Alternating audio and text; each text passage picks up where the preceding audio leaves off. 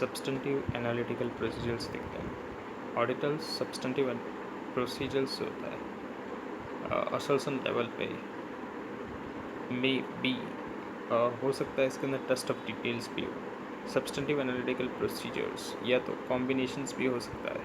Test of details and substantive analytical procedures का। Decision से होता है जहाँ पर ऑडिट प्रोसीजर्स परफॉर्म की जाती है। इसके अंदर इंक्लूड किया जाता है कि यूज़ करना है सब्सटेंटिव एनालिटिकल प्रोसीजर्स को। ये बेस्ड करता है ऑडिटर के जजमेंट के ऊपर। अगर ऑडिटर का जजमेंट पे उसको लगता है कि सब्सटेंटिव एनालिटिकल प्रोसीजर को यूज़ करने जैसा है तो वो यूज़ करता है। About the expected efficiencies and effectiveness of the available audit procedures वो क्या क्या ध्यान में रखता है कि एफिशिएंसी एंड इफेक्टिवनेस कितनी है अवेलेबल ऑडिट प्रोसीजर्स की, ताकि वो रिड्यूस कर पाए रिस्क असर्शन लेवल पे एक्सेप्टेबल लोअर लेवल तक। ऑडिटर जो होता है वो इंक्वायरी करता है मैनेजमेंट से। वो अवेलेबिलिटीज़ क्या करता है, वो मैनेजमेंट इंक्वायर करता है किससे, मैनेजमेंट से, अवेलेबल कराने के लिए एंड रिलायबल कराने के लिए informations. Availability and reliabilities of the information जो उसको चाहिए अप्लाई करने के लिए सब्सटेंटिव एनालिटिकल प्रोसीजर्स। रिजल्ट जो होता है एनालिटिकल प्रोसीजर्स का वो परफॉर्म किया जाता है एंटिटीज़ के द्वारा। इट में बी इफ़ेक्टिव, ये इफ़ेक्टिव होता है जब यूज़ किया जाता है एनालिटिकल डेटा जो कि प्रिपेयर किया गया है मैनेजमेंट के द्वारा। प्रोवाइड किया जाता है auditors is satisfied that such data is properly prepared. Auditor satisfied होना चाहिए इसके लिए जो भी डेटा मैनेजमेंट में प्रिपेयर किया गया है उससे। फैक्टर्स जो है जिसको कंसिडर किया जाता है सब्सटेंटिव एनालिटिकल प्रोसीजर्स के अंदर वो क्या होता है, तो availability of the data, disaggregations, account type, source, predictability, nature of the assertions, inherent risk, या तो आप बोलो what can go wrong. Availability of the data के अंदर क्या आएगा, डेटा जो है वो रिलायबल होना चाहिए, रिलेवेंट डेटा होना चाहिए जो कि इफ़ेक्टिव होगा एनालिटिकल प्रोसीजर्स के लिए। डिसएग्रीगेशंस क्या होगा, तो अवेलेबल डेटा जो डिग्री ऑफ द डिसएग्रीगेशंस होता है अवेलेबल डेटा के अंदर वो डायरेक्टली अफेक्ट करता है किसको, degree of its usefulness detect करने के लिए मिस स्टेटमेंट्स। यानी जो भी डिग्री ऑफ डिसएग्रीगेशंस होता है अवेलेबल डेटा के अंदर, मतलब जो भी डेटा डिसएग्रीड किया जा रहा है वो डायरेक्टली अफेक्ट किसको करता है, डिग्री ऑफ यूज़फुलनेस डिटेक्ट करने के लिए मिस स्टेटमेंट। अकाउंट टाइप क्या होता है यहाँ पर, सब्सटेंटिव एनालिटिकल प्रोसीजर जो कि ज़्यादा यूज़फुल होता है certain types of the accounts के अंदर ही देन फॉर द अदर्स। मतलब ये सर्टेन टाइप्स ऑफ अकाउंट्स के अंदर ही यूज़फुल रहता है। इनकम स्टेटमेंट्स अकाउंट्स जो हैं जहाँ पर टेंड किया जाता है कि ये मोर प्रिडिक्टेबल है, मतलब इनकम स्टेटमेंट के अंदर ये ज़्यादा प्रिडिक्टेबल होता है क्योंकि यहाँ पर रिफ्लेक्ट करता है एक्यूमुलेटेड ट्रांजेक्शन्स पूरे पीरियड के, जहाँ पर बैलेंस शीट अकाउंट्स रिप्रेजेंट जो करता है वो क्या करता है, बैलेंस शीट के अंदर तो net effect of the transaction ही आती है at a point of time, मतलब 31 मार्च की आती है वहाँ पर। और statement of profit and loss account के अंदर तो पूरे पीरियड की आती है, मतलब पूरे फाइनेंशियल ईयर की आती है। या तो subject to the greater management judgement, या तो जहाँ पर जजमेंट लगा होता है मैनेजमेंट का वहाँ पर एग्जाम्पल दिया गया है। We can analyse the data to understand the relationship to the another accounts, and through this disaggregate the transactions flowing to and from the balance sheet accounts, sales and the cash receipt flowing through the trade receivables। यानी जो sales और cash receipt है वो कहाँ से आ रही है, trade receivable से आ रही है। तो मतलब ये क्या हो गया, यहाँ पर हम लोग रिलेशनशिप सेट कर सकते हैं दोनों के बीच का। जो ट्रांजेक्शन है वो फ्लो कहाँ से हो रहा है, statement of profit and loss account से, और कहाँ जा रहा है, बैलेंस शीट के अंदर जा रहा है। तो ये क्या है, दोनों के अंदर क्या चेक कर सकते हैं हम लोग, सेल्स चेक कर सकते हैं, कैश रिसिप्ट जो भी फ्लो कर रही है थ्रू द ट्रेड रिसीवेबल्स को भी हम लोग चेक कर सकते हैं। या तो कंपेयर कर सकते हैं रेशियो लगाकर, जहाँ पर ओवर टाइम्स एनहेंस कर देता है एबिलिटीज़ को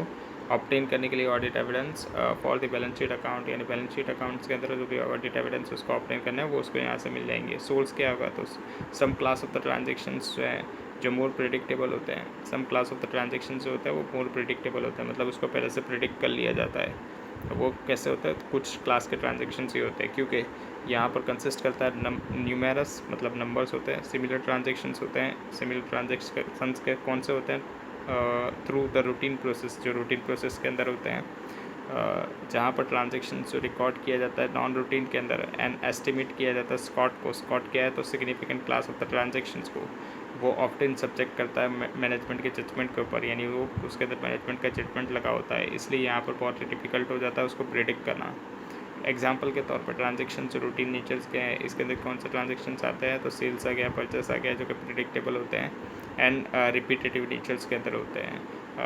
एनालिटिकल प्रोसीजर्स होती है वो इफेक्टिवली अप्लाइड की जा सकती है इन ट्रांजेक्शन्स के ऊपर, लेकिन जो significant class of the transactions, जहाँ पर class of the transactions company के ऑपरेशंस के होते हैं, यहाँ पर क्या होता है कि financial statements and are not frequent, और वो फ्रीक्वेंट नहीं होते नेचर के अंदर। ऐसे ट्रांजेक्शन्स के एग्जांपल्स दिए जा रहे हैं। Expenditures on the research and advertisement, ये क्या है, नॉन रूटीन ट्रांजेक्शन्स है, नॉन रूटीन नेचर्स का है। आर सब्जेक्ट टू द, इसके अंदर क्या होता है, मैनेजमेंट का जजमेंट लगा होता है, इसलिए ये डिफ़िकल्ट हो जाता है प्रेडिक्ट करना। प्रेडिक्टेबिलिटी देखते हैं। जो सब्सटेंटिव एनालिटिकल प्रोसीजर्स होती है वो ज़्यादा अप्रोप्रिएट होती है जब अकाउंट्स बैलेंस या तो रिलेशनशिप्स जो होती है बिटवीन, किसके बिटवीन में, आइटम्स ऑफ द डेटाज के बिटवीन में वो ज़्यादा प्रेडिक्टेबल होती है। आइटम्स ऑफ द डेटाज के बिटवीन में वो ज़्यादा प्रेडिक्टेबल होती है। एग्जांपल के तौर पर अगर हम लोग देखें तो sales, cost of the sales, या तो between the trade receivables and the cash receipt, ये क्या होती है, ये सब ज़्यादा प्रेडिक्टेबल आइटम्स होती है। प्रेडिक्टेबल रिलेशनशिप इनके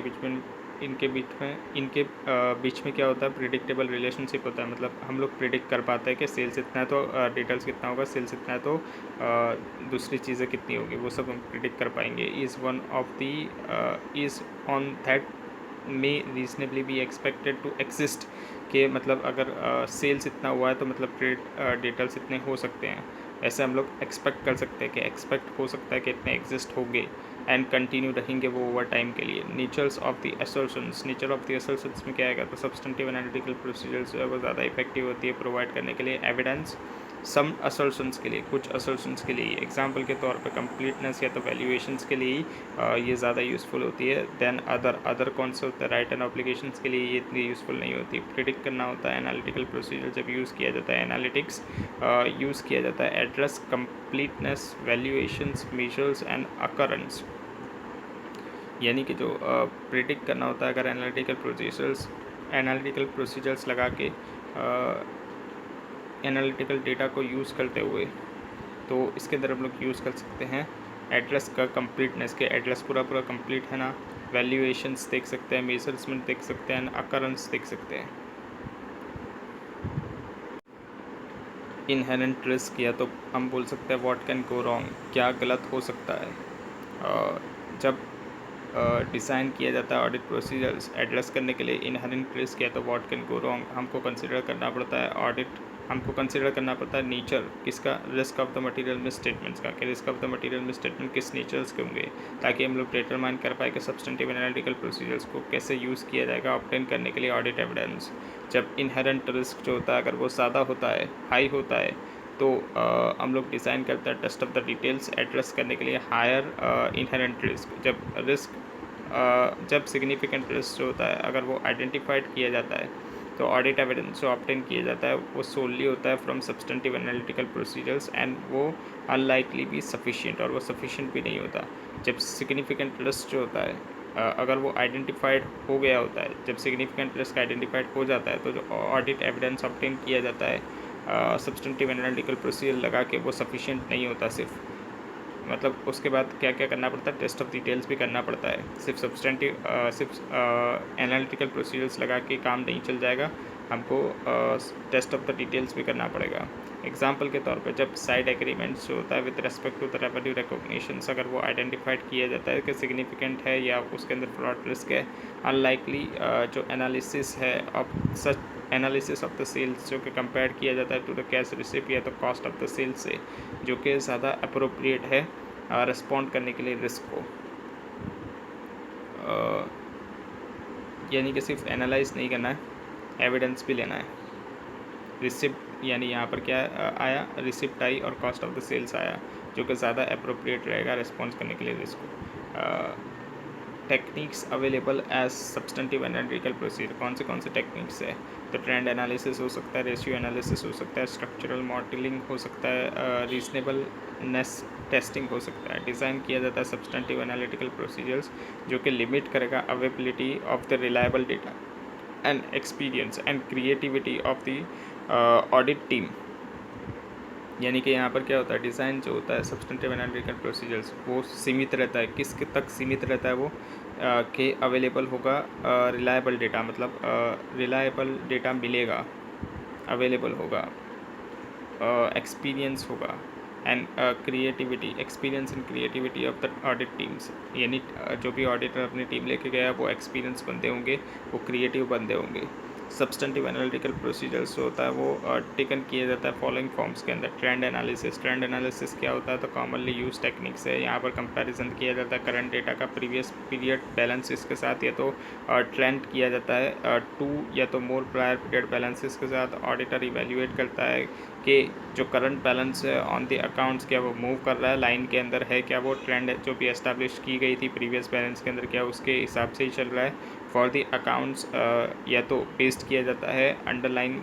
करने के लिए फैक्टर्स जो कॉज करेगा अकाउंट की चेंजेस के अंदर, यानी कुछ भी चेंजेस हुआ है तो वो क्या है वो भी यहाँ पर कौन से फैक्टर्स हैं जिसकी वजह से चेंज हुआ है वो यहाँ पर पता लग पाएगी।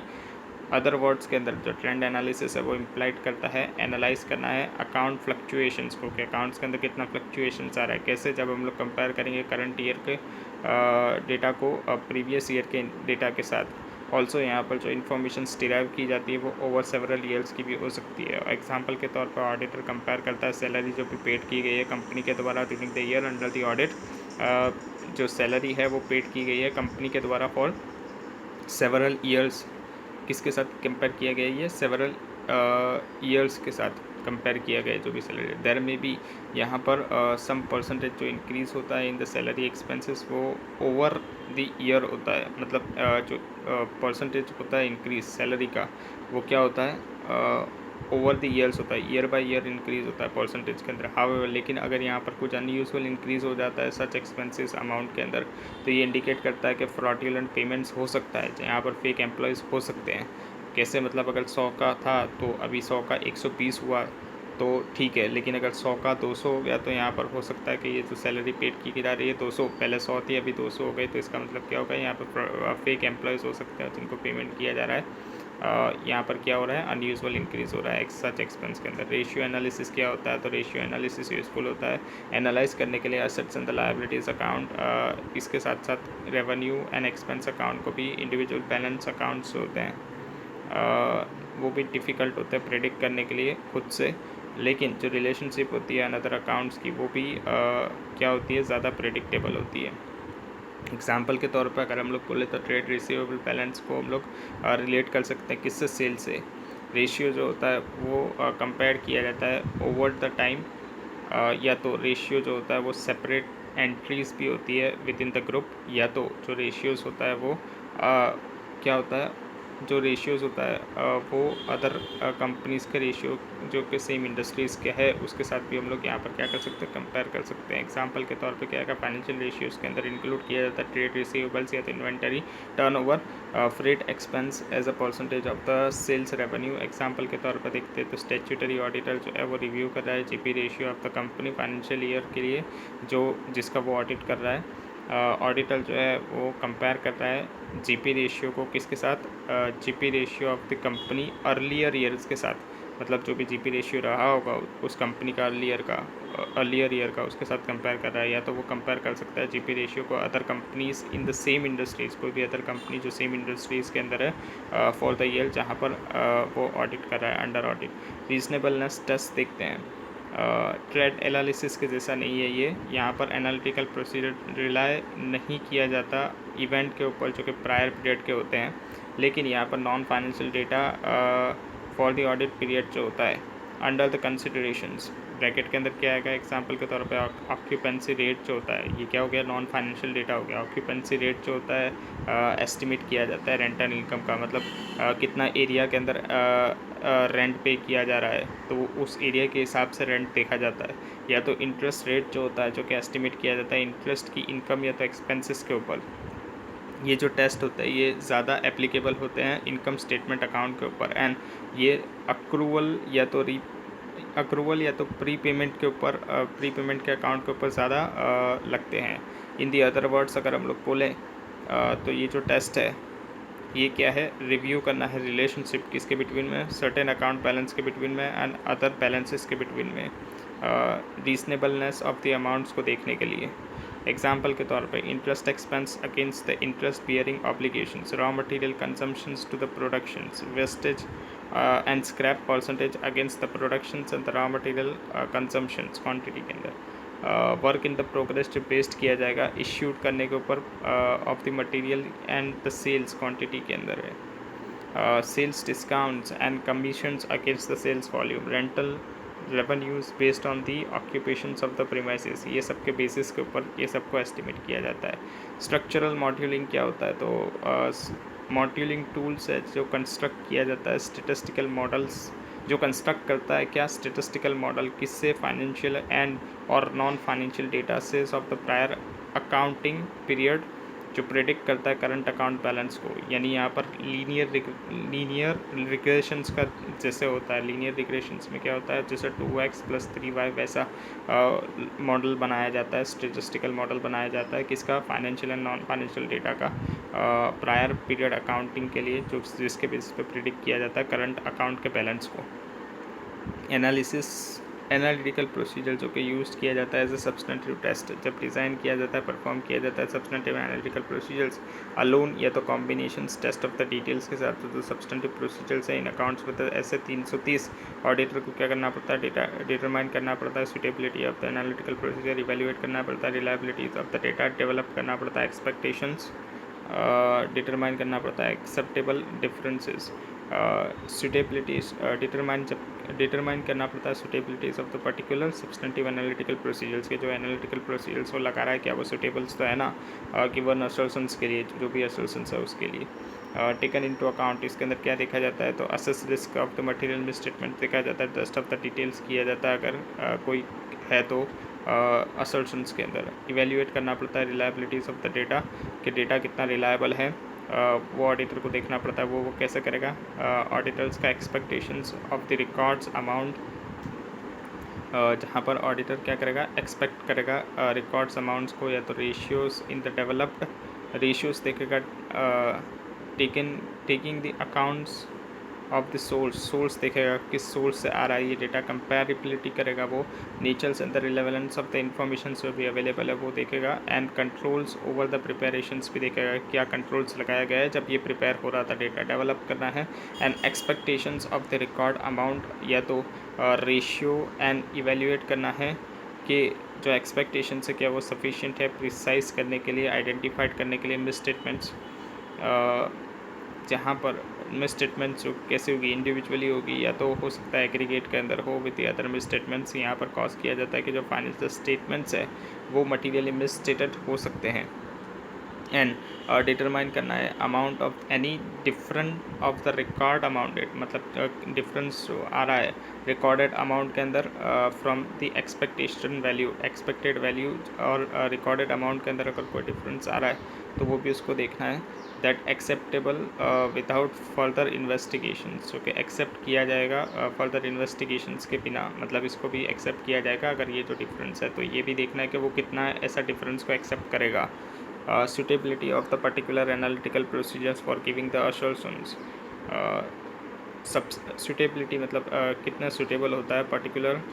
एनालिटिकल प्रोसीजर्स गिवन असर्शंस के लिए। तो सब्सटेंटिव एनालिटिकल प्रोसीजर्स जो होता है वो ज़्यादा एप्लीकेबल होता है large volume of the transactions के लिए, जो टेंड करता है to be predictable over the time, जिसको प्रिडिक्ट किया जाता है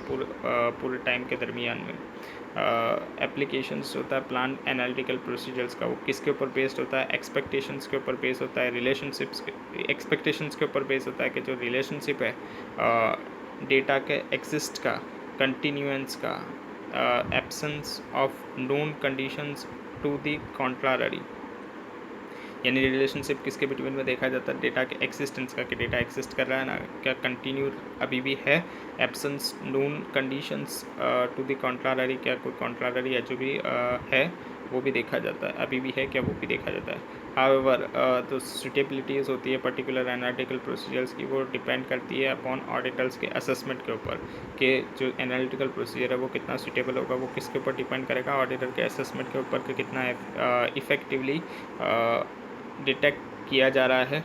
मिस स्टेटमेंट्स को। इंडिविजुअली या तो एग्रीगेट के अंदर with the other misstatements, जो कॉस्ट करेगा फाइनेंशियल स्टेटमेंट्स को to be materially misstatement के जो फाइनेंशियल स्टेटमेंट है क्या वो मटीरियली मिस स्टेटमेंट हो सकते हैं। इन सम केसेस, थोड़े केसेस के अंदर जब अनसोफिस्टिकेटेड प्रेडिक्टिव मॉड्यूल्स जो होते हैं उसको भी यूज़ अनप्रेडिक्ट मॉड्यूल्स होते हैं, अनसोफिस्टिकेटेड प्रिडिक्टिव मॉड्यूल्स होते हैं। सम केसेस के अंदर इवन जो अनसोफिस्टिकेटेड प्रिडिक्टिव मॉड्यूल्स होते हैं वो भी इफ़ेक्टिव होते हैं, वो भी इफ़ेक्टिव हो सकते हैं as an analytical procedures. Example के तौर पर दिया गया है, अगर एंटिटीज़ को पता है नंबर्स ऑफ द एम्प्लॉयज़ के फिक्स रेट है पे करने के लिए थ्रू आउट द पीरियड, मतलब एम्प्लॉयज़ का जो भी फिक्स रेट से पे किया जा रहा है, जो भी एम्प्लॉयज़ हैं उनको फिक्स रेट से पे किया जा रहा है पूरे साल के अंदर, इट मे बी पॉसिबल। तो यहाँ पर पॉसिबल है कि ऑडिटर क्या कर सकता है, यूज़ कर सकता है इस डेटा को एस्टिमेट करने के लिए कि टोटल पेरोल कॉस्ट कितनी होगी for the period, with the high degree of the accuracy के साथ वो ये चीज़ कर सकता है। देयरबाय प्रोवाइड कर सकता है वो ऑडिट एविडेंस सिग्निफिकेंट आइटम्स के लिए in the financial statements, and वो रिड्यूस कर सकता है need perform of the test of the details on the payroll, मतलब वो टेस्ट ऑफ द डिटेल्स की नीड को क्या कर सकता है, रिड्यूस कर सकता है, कम कर सकता है। जो यूज़ होता है widely recognised trade ratios,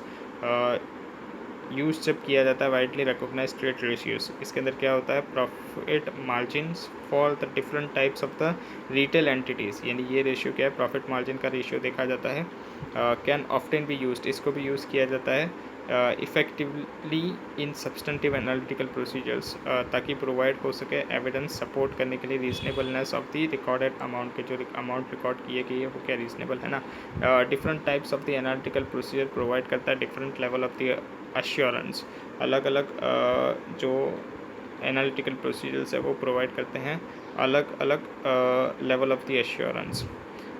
analytical procedures involve किया,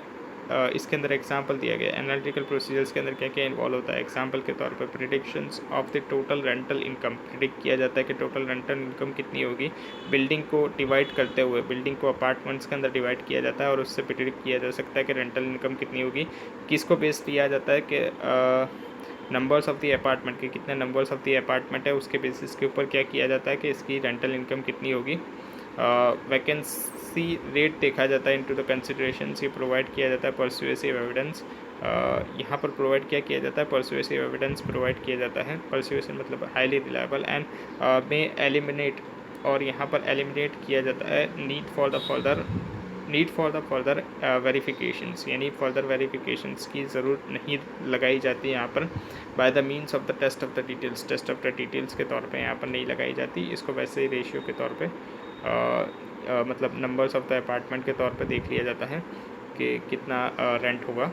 प्रोवाइड किया जाता है एलिमेंट्स आर अप्रॉक्सीमेटली वेरीफाइड, और इसको अप्रॉक्सीमेटली वेरीफाइड किया जाता है, कैलकुलेशंस भी किया जाता है एंड कंपैरिजंस भी किया जाता है क्रॉस मार्जिन परसेंटेज का एज अ मींस कंफर्म करने के लिए, क्या रेवेन्यू फिगर्स को कंफर्म करने के लिए ये देखा जाता है। प्रोवाइड किया जाता है less persuasive evidence but provide the useful corroborations if used in the combinations with the other audit procedures। अगर मतलब जो ये जीपी से जो रेवेन्यू निकाला जाता है ये क्या होता है, लेस परसुएसिव एविडेंस होता है, लेकिन ये ज़्यादा यूज़फुल रहेगा, ये कोलैबोरेटिव रहेगा और ये ज़्यादा यूज़फुल रहेगा अगर इसको कॉम्बिनेशंस के साथ किया जाए, अदर ऑडिट प्रोसीजर्स का कॉम्बिनेशंस के साथ अगर इसको किया जाए। डिटरमाइन किया जाता है suitability of the particular substantive analytical procedures, कि सब्सटेंटिव एनालिटिकल प्रोसीजर कितना सूटेबल है, उसको डिटरमाइन किया जाता है कैसे, इन्फ्लुएंस करके नेचर ऑफ द असर्शंस का नेचर क्या है, ऑडिटर का असेसमेंट रिस्क को लेकर क्या है, risk of the material statement को लेकर क्या है। एग्जांपल के तौर पर अगर कंट्रोल्स ओवर द सेल्स है, ऑर्डर है, अगर वो वीक है, यानी कि जो सेल्स ऑर्डर का कंट्रोल्स है अगर वो वीक है तो ऑडिटर क्या करेगा, प्लेस कर देगा रिलायंस ऑन द टेस्ट, यानी वो टेस्ट करेगा, फिर टेस्ट ऑफ डिटेल्स करेगा rather than substantive analytical procedure, फिर वो वहाँ पर सब्सटेंटिव एनालिटिकल प्रोसीजर नहीं करेगा असेस करने के लिए रिलेटेड टू द रिसीवेबल्स को लेकर। पर्टिकुलर सब्सटेंटिव एनालिटिकल प्रोसीजर्स है उसको कंसिडर किया जाता है सुटेबल जब test of the details perform किया जाता है सेम असर्शंस के लिए, यानी टेस्ट ऑफ द डिटेल्स भी परफॉर्म करना ही पड़ता है। एग्जांपल के तौर पर जब ऑब्टेन किया जाता है audit evidence regarding the valuation of the assertions, जब ऑब्टेन किया जा रहा है क्या ऑडिट एविडेंस किसका, valuations of the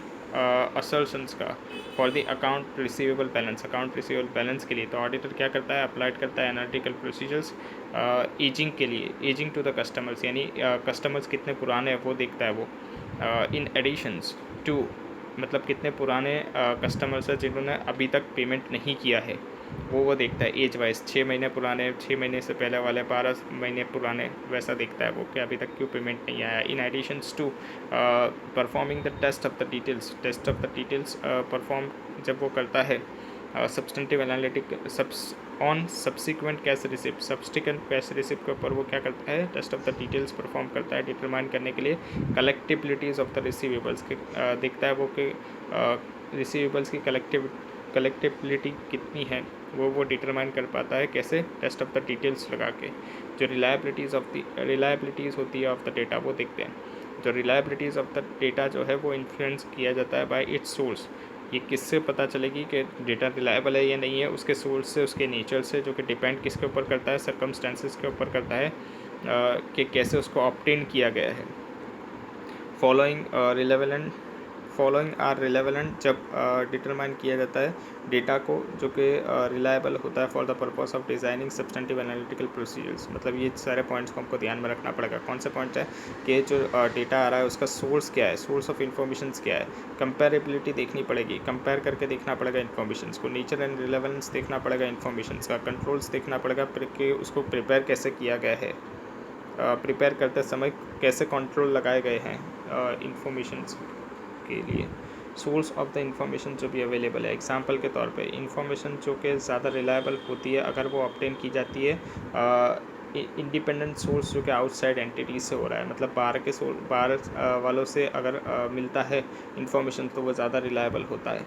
कंपेरेबिलिटीज़ of the information available, for example के तौर पे ब्रॉड इंडस्ट्रीज डेटा जो होता है उसको हमको सप्लीमेंट करना पड़ता है to be comparable to that of an entities जो कि प्रोड्यूस कर रही है एंड सेल कर रही है specialise product. Natures and the relevance of the information जो भी अवेलेबल होता है। एग्जांपल के तौर पे जब बजट्स जो होता है वो एस्टैब्लिश किए जाते हैं तो उसका रिजल्ट जो एक्सपेक्टेड रिजल्ट होता है rather than as a goals to be achieve, budget को एस्टैब्लिश किया जाता है। Nature and relevance of the information available के अंदर क्या आएगा कि देखना पड़ेगा कि वेदर जो बजट्स हैं क्या वो एस्टैब्लिश किए गए हैं और जो रिज़ल्ट एक्सपेक्ट किया गया था rather than as a goal to be achieve,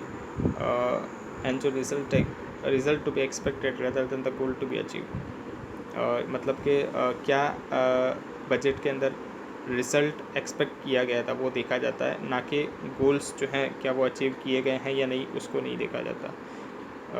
budget का एक्सपेक्टेशंस देखा जाता है। Controls over the preparations of the informations जो कि डिज़ाइन किया गया है एंश्योर करने के लिए completeness, accuracy and validity. Example के तौर पे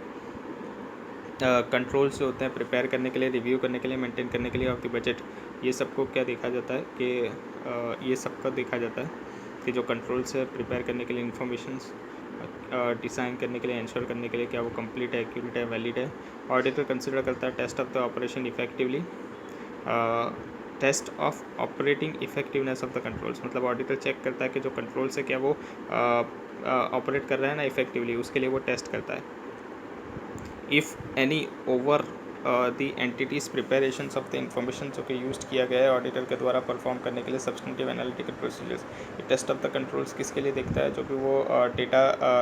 ले रहा है, जो भी वो इन्फॉर्मेशन ले रहा है किसके लिए प्रिपेयर करने के लिए सब्सटेंटिव एनालिटिकल प्रोसीजर्स के टेस्ट ऑफ द कंट्रोल्स को चेक कर लेता है in response to the assess करने के लिए रिस्क को। सच कंट्रोल्स जो होते हैं वो ज़्यादा इफेक्टिव होते हैं। ऑडिटर जनरेट करता है ज़्यादा कॉन्फिडेंस, रिलायबिलिटीज़ ऑफ द इंफॉर्मेशंस। अगर कंट्रोल्स इफ़ेक्टिव हुए तो ऑडिटर को ज़्यादा कॉन्फिडेंस आ जाएगा कि जो डेटा है वो रिलायबल होगा, ऐसा उसको कॉन्फिडेंस आ जाएगा। Therefore in result of the therefore in the result of an analytical procedure, और उससे एनालिटिकल प्रोसीजर्स का रिजल्ट भी अच्छा निकल के आएगा। जो ऑपरेटिंग इफेक्टिवनेस होता है कंट्रोल्स का over the non financial information, वो भी टेस्ट किया जाता है conjunction with the other test of the controls. Non financial information का भी जो डेटा नॉन फाइनेंशियल इन्फॉर्मेशन जो होती है उसको भी टेस्ट किया जाता है, किसके साथ, टेस्ट ऑफ कंट्रोल्स के साथ। फॉर एग्जांपल के तौर पे इन एस्टैब्लिशिंग द कंट्रोल्स, जब एस्टैब्लिश किया जाता है controls over the processing of the sales invoices के प्रोसेस से, in establishing the controls over the processing of the sales invoices, जब एस्टैब्लिश किया जाता है कंट्रोल, जब एस्टैब्लिश किया जाता है कंट्रोल सेल्स इन्वॉइसेस को लेकर कि जो सेल्स इन्वॉइस है वो कैसे प्रोसेस हो रहा है, तो एंटिटीज़ जो है वो इंक्लूड करता है controls over the recording of the unit के कैसे रिकॉर्ड हो रही है यूनिट को, यूनिट कैसे रिकॉर्ड हो रही है सेल्स की, वो उसके अंदर कंट्रोल्स लगाए जाते हैं। इन दिस सर्कमस्टेंसेस जो ऑडिटर है वो टेस्ट करता है कि ये जो भी कंट्रोल्स जो लगाए गए हैं कैसे process of the sales invoice को रिकॉर्ड करना, उसके ऊपर जो भी कंट्रोल्स लगाए गए हैं ऑडिटर वो चेक करता है क्या ये कंट्रोल्स ऑपरेट कर रहा है ना इफेक्टिवली, मतलब सही से काम कर रहा है ना, over the recording of the units in conjunctions with the test of the operation effectiveness of the controls over the process of the sales invoices. Alternatively auditor क्या कंसिडर कर सकता है, वेदर के जो इन्फॉर्मेशन है वो सब्जेक्ट कर रही है ना ऑडिट टेस्टिंग के लिए, मतलब जो भी इंफॉर्मेशन है क्या वो ऑडिट टेस्टिंग के अंदर आ रही है ना। ऐसे 500 के हिसाब से establishing the requirement and provide करना है गाइडेंस डिटरमाइन करने के लिए ऑडिट प्रोसीजर्स, ताकि परफॉर्म कर पाए इंफॉर्मेशन जो भी यूज़ की जा रही है सब्सटेंटिव एनालिटिकल प्रोसीजर्स के अंदर। ऐसे 500 क्या बोलता है, रिक्वायर्ड करता है और गाइडेंस भी देता है डिटरमाइन करने के लिए कि कैसे ऑडिटर सब्सटेंटिव प्रोसीजर्स लगाएगा, ऑडिट प्रोसीजर लगाएगा परफॉर्म करने के लिए, क्या परफॉर्म करने के लिए इन्फॉर्मेशंस के, कैसे वो इन्फॉर्मेशन लेगा सब्सटेंटिव एनालिटिकल प्रोसीजर्स के लिए, वो ऐसे 500 भी बताता है, गाइडेंस भी देता है।